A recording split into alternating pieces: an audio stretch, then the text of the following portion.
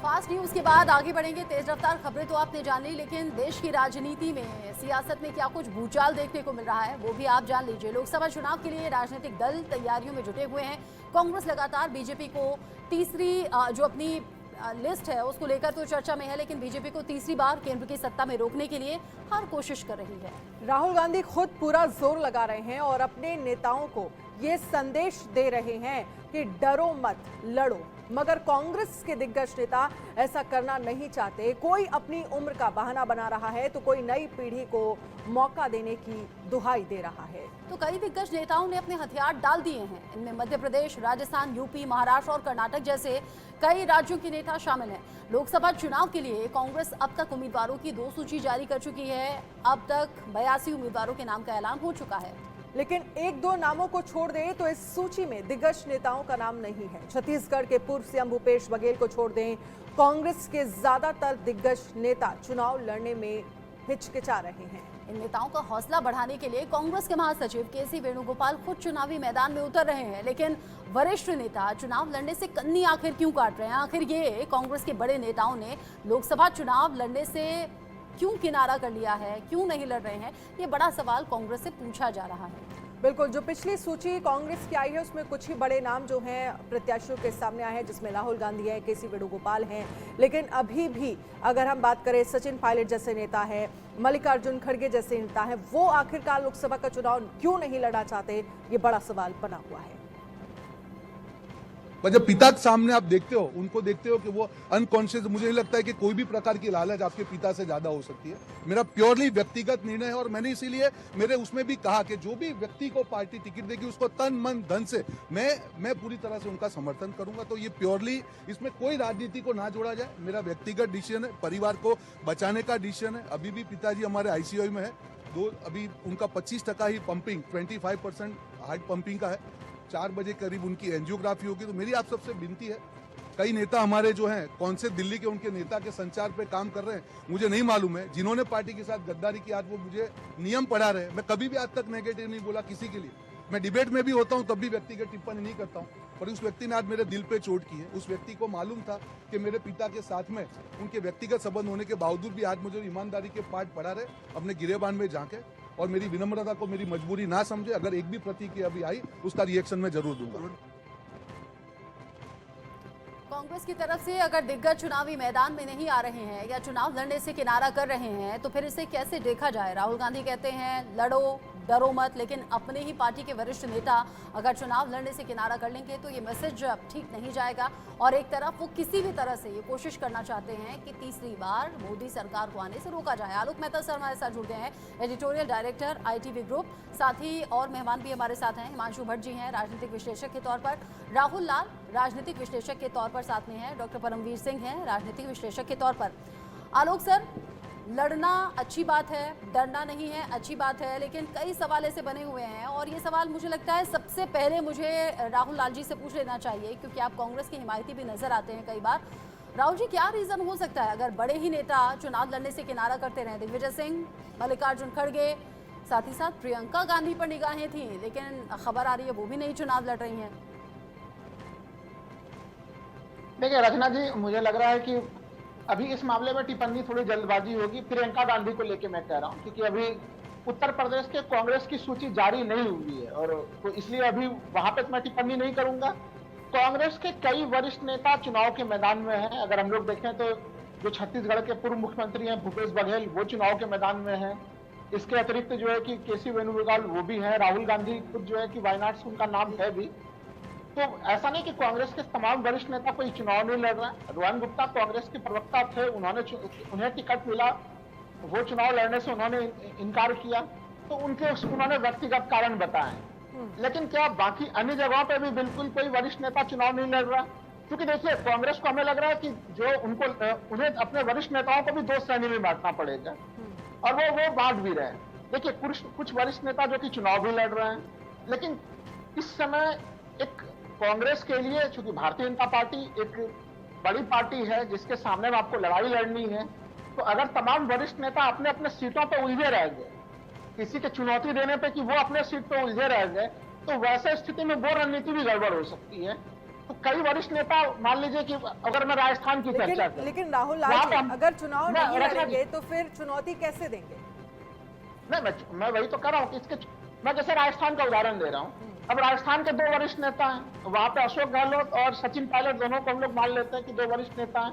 अब तक टिकटों के सूची में उनका नाम नहीं है, तो अब यहाँ पे पार्टी की रणनीति ये भी हो सकती है, क्योंकि वो 25/25 वो सीटें रही हैं जहाँ पे कि एनडीए को पिछले चुनाव में 100% सफलता मिली थी, और इस बार विधानसभा के चुनाव के मामले में कांग्रेस वहाँ पे आशावादी दिख रही ठीक है है, कि हिमांशु 11 जी से मैं इस पर एक कमेंट चाहूंगी, लेकिन अगर आपके बड़े नेता चुनावी मैदान में नहीं होंगे तो ये तो और आसान हो जाएगा ना इस बार भी बीजेपी के लिए। हिमांशु जी, आपको क्या वजह नजर आती है अगर कांग्रेस के बड़े नेता चुनाव लड़ने से इनकार कर रहे हैं?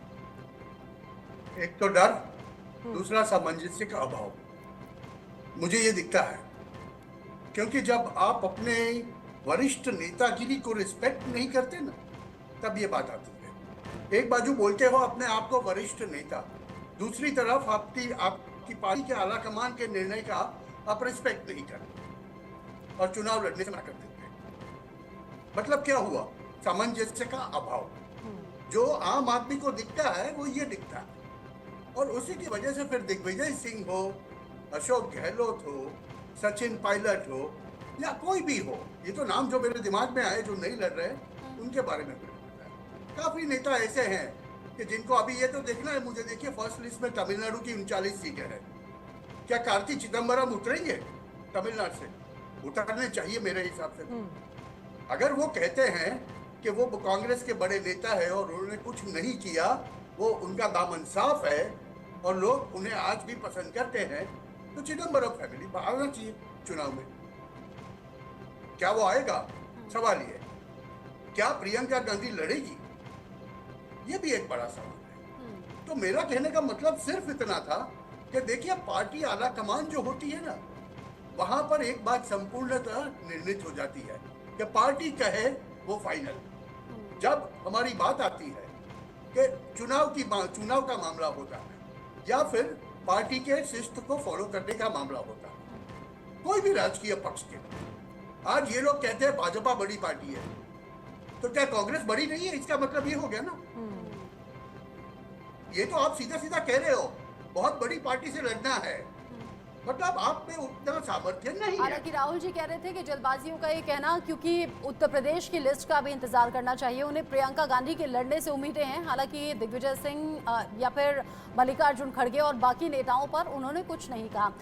डॉक्टर परमवीर, थोड़ी देर पहले, हाँ रचना जी, मेरा वाक्य पूरा नहीं हो पाया था। मैं जो बात पूरा कर रखना चाह रहा था, पूरा कर मेरी पूरी नहीं हुई थी उसमें, मैं खाली संक्षेप में पूरा कर दूं। ठीक है। कि देखिए, अभी तक कांग्रेस की सूची नहीं आई है, और मैं कह रहा हूं कि एक देखिए, आपको युवा पीढ़ी को भी मौका देना होता है। जो कांग्रेस ने अब तक जो टिकटें जारी की हैं, उसमें करीबन एक बड़ा सा हिस्सा जो है वो युवाओं का हिस्सा है। 60% से राजनीति में जब हम लोग युवा कहते हैं तो वो बिल्कुल 20 वर्ष वाले तो युवा होते नहीं है, लेकिन 60 वर्ष से कम उम्र वाले लोगों की संख्या काफी भारी संख्या में दिया गया है वहां पे। तो आपको अलग अलग चीजों को मैसेज करना पड़ता है, और जो वरिष्ठ नेता है कई बार उनको ये जिम्मेदारी भी दी जाती है कि आप अपने अपने प्रदेश तो बीजेपी में प्रधानमंत्री मोदी से वरिष्ठ नेता और कौन होगा? मोदी तो खुद चुनावी मैदान में रहते हैं, वो भी ये कह सकते हैं भाई मैं वरिष्ठ हूँ, मुझे और जिम्मेदारियां हैं, मुझे और चीजों का नेतृत्व करना है। तो ये तो कोई एक्सक्यूज नहीं हुआ। अगर आपको किसी युद्ध में उतरना है तो उसका नेतृत्व करने के लिए जो बड़ा लीडर होता है वो आगे आगे चलता है। अच्छा, एक और सवाल है, परमवीर जी उसका जवाब देंगे। थोड़ी देर पहले कांग्रेस प्रेस कॉन्फ्रेंस करती है, सोनिया गांधी कहती हैं कि भाई मोदी सरकार तो तानाशाही कर रही है, राहुल गांधी कहते हैं कि लोकतंत्र खत्म कर रही है, और हम ऑपोजिशन पार्टी हैं, हम सबसे बड़ी ऑपोजिशन पार्टी हैं, और हमसे चुनाव लड़ने का अधिकार छीना जा रहा है क्योंकि हमारे सभी अकाउंट फ्रीज कर दिए गए हैं। ये गंभीर आरोप प्रेस कॉन्फ्रेंस की जाती है, उसमें लगाए जाते हैं। थोड़ी देर बाद रविशंकर प्रसाद सामने आ जाते हैं और कहते हैं कांग्रेस ये जान गई है कि वो हारने वाली है, हार की निराशा से ही वो इस तरह के मनगढ़ंत आरोप लगा रही है। कैसे देखते हैं? एक तरफ लिस्ट सामने आ रही है, वरिष्ठ नेता उसमें गैर मौजूद दिख रहे हैं, उनको लेकर चर्चा कुछ नहीं है, दूसरी तरफ ये प्रेस कॉन्फ्रेंस। रचना जी देखिए, हाथ एक कहावत होती है, हाथ कंगन को आरती क्या, पढ़े लिखे को फारसी क्या। एक सिस्टम बना हुआ है, आपको सिस्टम को फॉलो करना है। मैंने भी सुनी थी अभी जब आप लोग प्ले कर रहे थे कि कांग्रेस ने अपना ITR फाइल नहीं किया तो उसके बाद उनको मौका मिला, वो लगातार अपना हर जगह अपील कर रहे हैं और चुनाव प्रोसेस है, उस प्रोसेस को फॉलो कर रहे हैं। तो यहाँ पे डेमोक्रेसी कैसे खतरे में आई मैं नहीं समझ सकता हूँ, लेकिन सब लोग समझते हैं इस चीज को, हम टीवी पर नहीं बोल सकते। कांग्रेस देखिए इस समय हताशा में आ गई है। हताशा में भी उसके पीछे कारण है, कोई स्पोर्ट्स हो, कोई कंपनी हो, कोई आर्मी हो या कोई पॉलिटिकल विंग पार्टी हो, उनको अपने फर्स्ट जनरेशन के लीडर्स होते हैं, फिर सेकंड, थर्ड, फोर्थ, उस जनरेशन के लीडर्स को तैयार करना है जो संगठन तैयार करता है। संगठनात्मक रूप से जब कोई चीज कमजोर हो जाएगी तो वहां पर लीडर भी नहीं मिलेंगे जो रिप्रेजेंट कर सके आपको।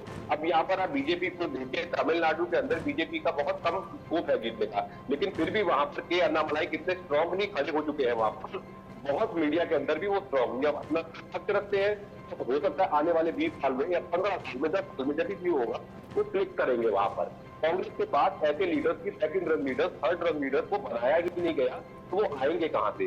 वो वहां पर आपसी गुटबाजी चल रही है कि ये फलाने ये ग्रुप है, ये दूसरा ग्रुप है, और वो ग्रुप अपने ही लीडर्स को या उनके बेटों को या उनके नाती रिश्तेदार, उनके दोस्तों को आगे करना चाहता है, जिस वजह से कमजोर पड़ गई। मैं टीवी पर देख रहा था, बीजेपी के अंदर एक टर्म होती है कार्यशाला, वो संगठन के लोगों को बुलाते हैं अपने मीडिया की कार्यशाला, सोशल मीडिया पर बहुत दिखाई देती है, वो तमाम कार्यशाला करते हैं जिसमें वो बताते हैं कि आपको क्या आपकी एजेंडा रहेगा, किस तरीके से आपको आगे बढ़ना है। ये सेम ऐसे होता है जैसे कंपनी में सुबह सुबह मीटिंग होती है ना, आप लोगों की भी मीटिंग सुबह हुई होगी या दिन भर का शेड्यूल बना। तो ये कांग्रेस जो पार्टी है कोई भी हो, वो अगले 5 साल का शेड्यूल बनाती है। जब ये चीजें नहीं होंगी तो लीडर्स निकलने बंद हो जाएंगे। और देखिए बड़े लीडर्स की प्रॉब्लम होती है, अगर वो उनकी हार बहुत भारी पड़ती है पार्टी को, तो मुझे लगता है कांग्रेस पार्टी के जो बड़े लीडर्स नहीं आ रहे, वो उनका हाईकमांड जानता है कि अगर इनकी हार होगी तो फेस सेविंग ऑप्शंस नहीं बचेंगे।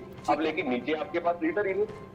हाँ, इस पर एक जवाब जो है मैं राहुल जी से लेना चाहूंगी। राहुल जी, एक तो डॉक्टर परमवीर जो कह रहे हैं उस पर आप जवाब दीजिए। दूसरा सवाल ये है कि एक तरफ चर्चाएं ये भी हैं कि हम देख रहे हैं शुरुआत से ही, आप देखो जब से भारत जोड़ो न्याय यात्रा शुरू की है राहुल गांधी ने, तब से जो बड़े चेहरे हैं आपकी पार्टी के, जो बड़े नामी चेहरे हैं, वो पार्टी छोड़कर जा रहे हैं। और दूसरा, अभी जो तमाम लिस्ट सामने आई है उसमें ये लग रहा है कि बड़े चेहरे चुनाव लड़ने से इनकार कर रहे हैं। इन दोनों की बड़ी वजह आपको क्या लगती है? और दूसरा ये, क्या अगर ये वाकई सच में इस तरह की स्थितियां हैं, अगर बड़े चेहरे मना कर रहे हैं लड़ने के लिए, तो फिर वो बात भी ठीक हो जाती है ना बीजेपी की, जिसमें बीजेपी कह रहे हैं कि इस बार तो भाई ऐसी स्थितियां हैं कि बड़े चेहरे कांग्रेस के चुनाव लड़ने से इनकार कर रहे हैं। देखिए बीजेपी कुछ भी कहे, क्योंकि अभी तमाम सूचियां नहीं आई, तो अभी तो पहले सूचियां आ जाए सारी की सारी। और प्रत्येक पार्टी की अपनी रणनीति होती है, वो किसे चुनाव लड़ाए, चूंकि वहां पे किस रूप में उसे मैक्सिमम सीट प्रदान करना है। अभी हम लोग ये डिबेट कर रहे हैं कि कांग्रेस ने किन चेहरों को उतारा है, लेकिन मुख्य विषय वस्तु तो यह है कि 4 जून को जब इलेक्शन के रिजल्ट आए तो उस दिन कांग्रेस का प्रदर्शन कैसा होता है, उस दिन टीम इंडिया का प्रदर्शन कैसा होता है। अब अगर यही रणनीति अगर सटीक बैठती है, उस दिन परिणाम सही आएंगे, तो तमाम लोग आज जो पैनल में बोल रहे हैं वो बोलेंगे कि नहीं, कांग्रेस की रणनीति सही थी। तो मुझे लग रहा है कि परिणाम कांग्रेस के फेवर में रहेंगे तो आप कहेंगे कि मेहनत सफल हो गई, और कांग्रेस के फेवर में नहीं रहेंगे तो आप कहेंगे कि खेला हो गया, ईवीएम में धांधली हो गई। ना, ईवीएम में धांधली तो देखिए एक अलग सा विषय है, वो अगर उसके ऊपर चर्चा करेंगे तब तो वो जब बीजेपी सत्ता में रही है तब उसने भी राहुल जी कह रहे हैं कि उस पर वो निशाना तब साधेंगे जब रिजल्ट आ जाएंगे, अभी ईवीएम को लेकर नहीं बोलेंगे। ठीक है, आप हमारे साथ रहिएगा, इस पर भी हम चर्चा करेंगे। कुछ और भी मुद्दे हैं, उन पर भी हम समझेंगे कि क्या स्थितियां हैं जमीनी तौर पर। बिहार को लेकर अगर हम बात करें तो बिहार में इंडिया गठबंधन में सीट शेयरिंग का मामला अभी भी सुलझा नहीं है। बिहार में कांग्रेस 9 सीटें मांग रही है, जबकि लालू यादव की आरजेडी कांग्रेस को सिर्फ 7 सीटें देने को तैयार है।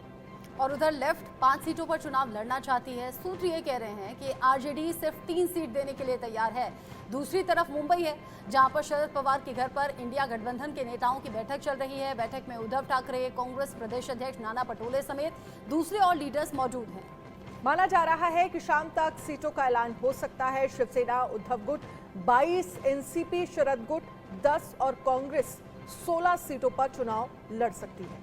इलेक्शन की डेट सामने आ चुकी हैं, लेकिन अलग अलग राज्यों में अगर सीट शेयरिंग का फॉर्मूला तय नहीं होता है तो फिर सवाल बहुत से उठते हैं। हालांकि ये भी बात ठीक है कि इसी तरह की उलझन कहीं कहीं एनडीए में भी नजर आती है और इंडिया गठबंधन में भी नजर आती है, इसीलिए सवाल दोनों से होगा।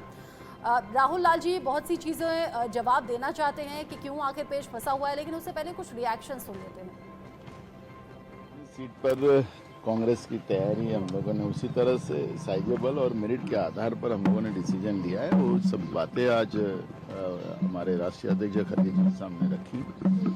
हमने उनको सिंगल नाम जो है नेम उनके ऊपर हमारा एग्री हो गया सभी, और जल्दी लिस्ट जो है वो हाईकमांड जो अनाउंस कर दी। ठीक है, जो पंजाब के हैं, पंजाब में वो लीडर हैं, तो हमारे पंजाब और राजस्थान में क्यों जाकर लड़ेगा? यानी आप कह रहे हैं कोई बाहरी व्यक्ति नहीं लड़ेगा?